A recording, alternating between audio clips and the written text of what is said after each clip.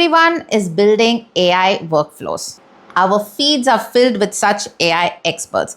But the biggest question that no one seems to be answering is that how useful are these workflows? What is the ROI of using such workflows? These are all the kind of questions that I want to answer in my YouTube videos. So for the first video, I am building a context-filled outbound engine that is going to help me scrape the internet and find the leads that I want, as well as help me find information about the leads to personalize the emails that I send out to them. So that is what I am trying to achieve with my first workflow. So if you find this interesting, stay along and let's start building.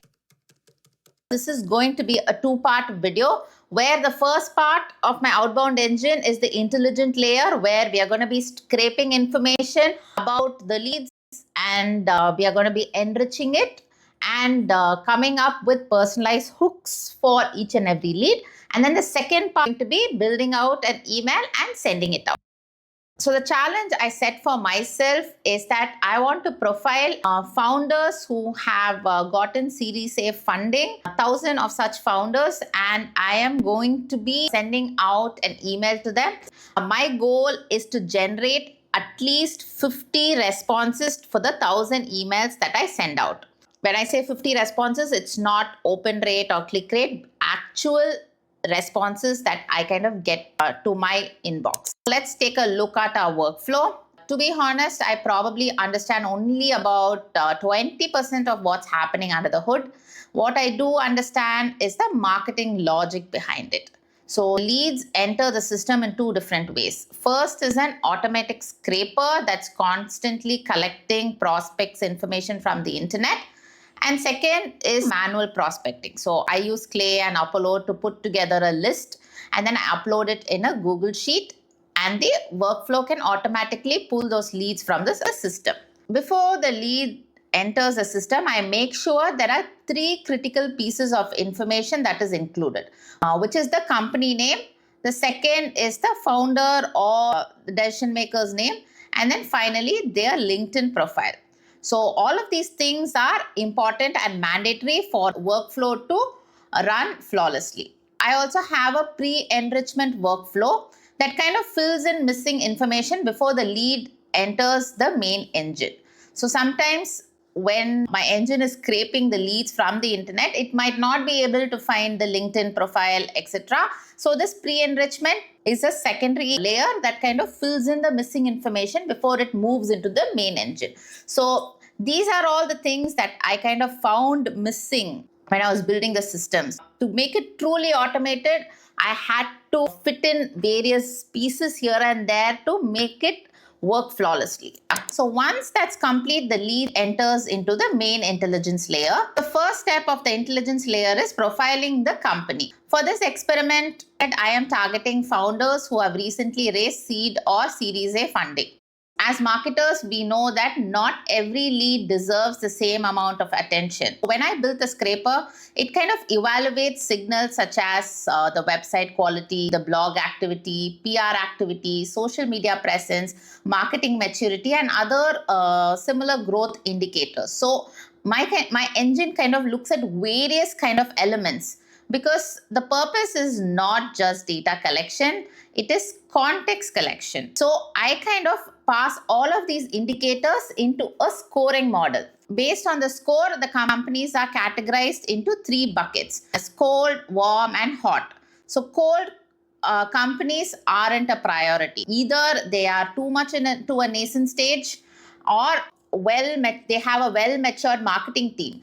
If it is a warm company, then it is a potential and it might require some level of nurturing. If it is a hot company, then there are strong signals that are worth pursuing immediately. Based on how the companies are scored, the cold companies gets removed from the pipeline, and I will only be pursuing the warm and the hot companies. That is the first level. Second, once the companies have been enriched and scored, the workflow moves into the second phase where we are going to be profiling the founders.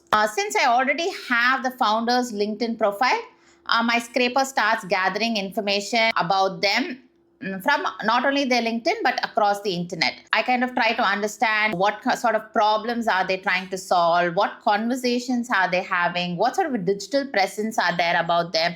Are they active on X or LinkedIn?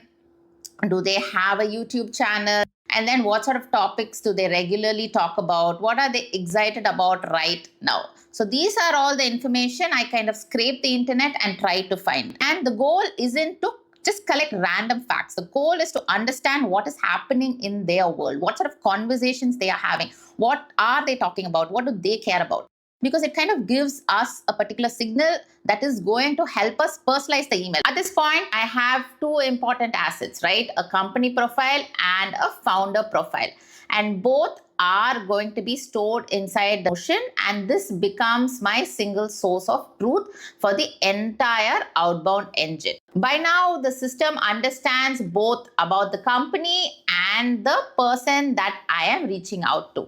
The part one of the workflow ends here. Now that I have the list, I am going to be testing my second engine to see if this particular hypothesis works. There's one more part that I want to discuss, which is the cost breakdown. At the moment, it costs me around $5 to enrich 50 leads, and it is expensive if you think about it. But the thing, I can definitely optimize the cost. I can probably change the AI models that I'm using at different points, but I am not looking at optimizing the cost. I am looking at whether I'll be able to generate the right email. I would rather have a workflow that produces results than spend the time in optimizing the cost on a workflow that really doesn't work in the first place.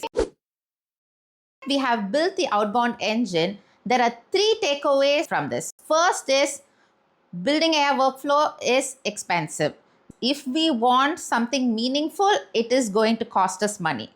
And then second is that without experience, it is going to be difficult to replicate a particular process.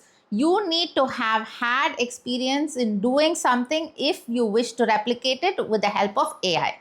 And finally, third is that AI is the biggest time saver. If I were to find 1,000 leads and then come up with information that is going to help me personalize my emails, it would have taken me weeks or months. This is just one part of the workflow. Next video, we are going to be writing personalized emails as well as sending out the email. That is when I would definitely know if I'm going to get the responses. And then we will go in and measure the usefulness of this particular workflow. So if you find this interesting, please do subscribe, and let's build meaningful AI workflows.